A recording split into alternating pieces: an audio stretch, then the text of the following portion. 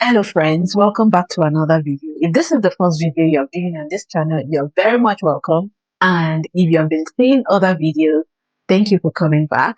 Finally, we have the default constraint. So this constraint allows you to set a default value. So you have a status column and every row needs a status. So you say that whenever I do not insert a status, set the status to be active. Or you say whenever I do not input an age, set the age to be 15. So you can actually give a status a default value to your column row when you are creating the table. And that is what the default constraints allows us to do. Now let's see how that works in a jiffy. This is a table command that creates a table, and I have set the hire date to be default of today. So whenever I do not indicate an hire date, it gives the value of today. So let's create this, and let me add another row to this. All right, quickly. Let's say 2 and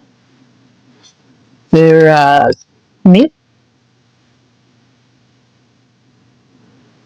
Then I'll give this person an hire date 2025 6.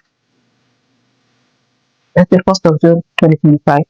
So I have an hire date for my second row, but for my first row, there is no hire date.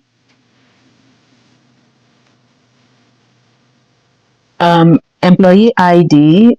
Okay, let me include my hire date. So I have an hire date here. Now let's try to run this.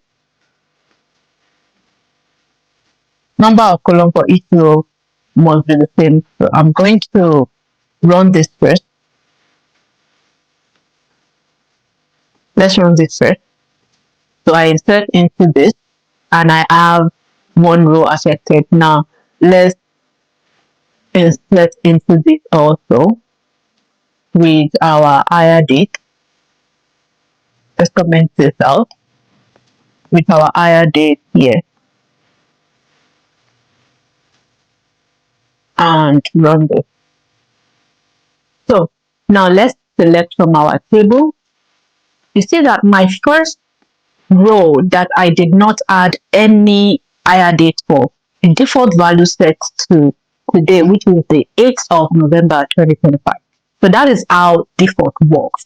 Can you think of any situation in which this constraint can absolutely save you in business intelligence? Kindly put it in the comments. I will be reading. If you have watched the video to this point and you haven't subscribed, kindly subscribe to this channel.